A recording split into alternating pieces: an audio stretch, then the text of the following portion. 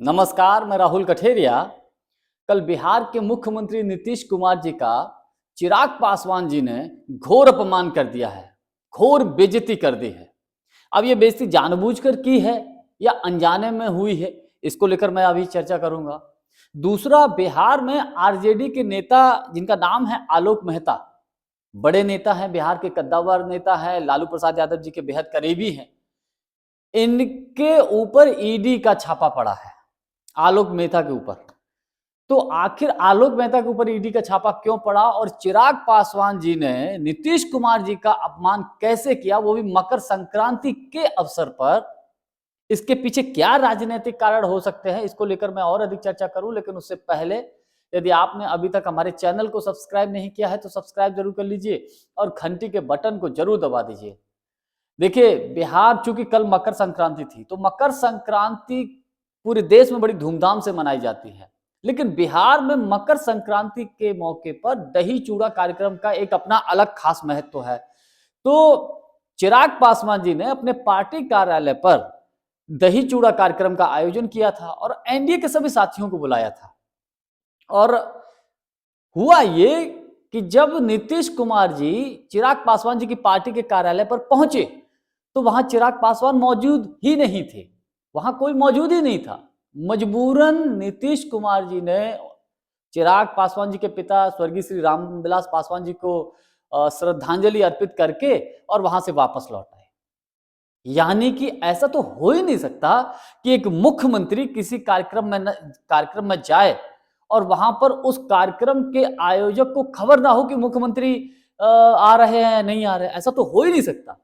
मेरा अपना व्यक्तिगत मानना यह है कि जिस तरीके से पिछली बार बिहार के विधानसभा के चुनाव में चिराग मॉडल को अपनाकर भारतीय जनता पार्टी ने नीतीश कुमार जी को डाउन कर दिया था, 40-50 के बीच में अटका दिया था सीटों को लेकर, विधानसभा की सीटों को लेकर। अब हो सकता है 2025 के विधानसभा के चुनाव में भारतीय जनता पार्टी की यही प्लानिंग चल रही हो कि चिराग मॉडल के सहारे नीतीश जी को पटखनी दें।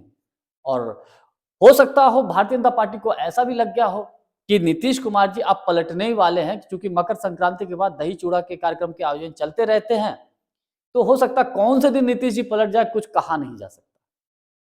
तो इसलिए भाजपा के इशारे पर चिराग पासवान जी ने जानबूझकर नीतीश कुमार जी का अपमान किया है, ऐसा भी हो सकता है। दूसरी एक खबर यह है कि आरजेडी के एक बड़े नेता हैं, लालू परिवार के बेहद करीबी है आलोक मेहता जी, उनके ऊपर ईडी का छापा पड़ा है।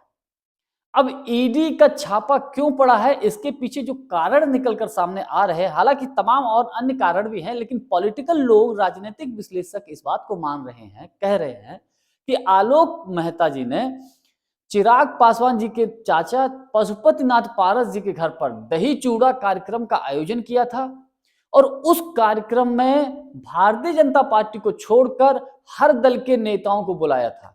यानी कि नीतीश जी को भी बुलाया था, लालू प्रसाद यादव जी को भी बुलाया था, कांग्रेस के नेताओं को भी बुलाया था, लेफ्ट के लोगों को भी बुलाया था, सबको बुलाया ए टू जेड, लेकिन भाजपा के नेताओं को नहीं बुलाया। तो कहीं ना कहीं भारतीय जनता पार्टी के नेताओं को या मोदी शाह जी को ये लगा होगा कहीं ऐसा तो नहीं कि जिस दिन पशुपतिनाथ पारस जी के यहाँ ये दही चूड़ा का कार्यक्रम हो उसी दिन बिहार में खेला हो जाए। तो उससे पहले आलोक मेहता के ऊपर ईडी का छापा पड़ गया ताकि ये कार्यक्रम ना हो पाए। और ये कार्यक्रम भाई कौन रोक लेगा, ठीक है, ईडी का छापा ही तो पड़ गया। पशुपतिनाथ पारस जी का जो कार्यक्रम पहले से तय है तो वो कार्यक्रम तो होगा ही।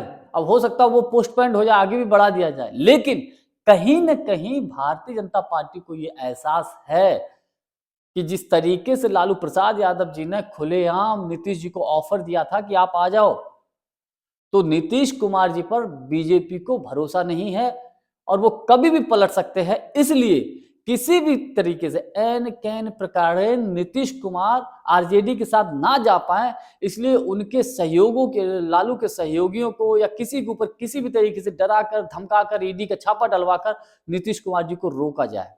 और शायद यही इसका एक कारण हो सकता है। हालांकि अन्य कारण हैं, आलोक मेहता के ऊपर कुछ भ्रष्टाचार के आरोप हैं, लेकिन इस वक्त यही मुझे दिखाई देता है। लेकिन आपको अब इंतजार करिएगा जनवरी का भी पूरा महीना आधा महीना रह गया है। इस आधे महीने में बिहार में खेला हो जाए तो कुछ कहा नहीं जा सकता। लालू प्रसाद यादव जी की बेटी मीसा भारती जी ने इससे इनकार नहीं किया। उन्होंने कहा अंदर खाने कुछ न कुछ चल रहा है, उन्होंने स्पष्ट तौर पे कहा। हालांकि तेजस्वी यादव जी खुलेआम बोल चुके हैं कि हम अकेले चुनाव लड़ेंगे, लेकिन तेजस्वी यादव जी जानते हैं कि अगर वे खुलेआम बोलने लगेंगे, हो सकता है उनके ऊपर भी करप्शन का आरोप चल रहा है। वो कौन सा एक केस है, सॉरी कोई केस है, उसके ऊपर आरोप चल ही रहा है, तो कब ईडी का शिकंजा कस जाए। तो मैं ये मानता हूं कि जिस दिन नीतीश जी चाहेंगे उस दिन बिहार में खेला हो जाएगा, और इसी बात का अंदाजा भारतीय जनता पार्टी को था, और इसीलिए चिराग पासवान जी के माध्यम से नीतीश कुमार जी का घोर अपमान किया गया है। एक तरीके से बेइज्जती की गई है नीतीश कुमार जी। अब देखने वाली बात यह होती है कि नीतीश कुमार कब पलटी मारते हैं।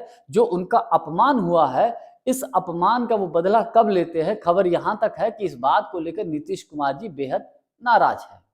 जानकारी हमारी आपको कैसी लगी, कमेंट्स करके हमको जरूर बताइएगा। बहुत बहुत धन्यवाद। नमस्कार।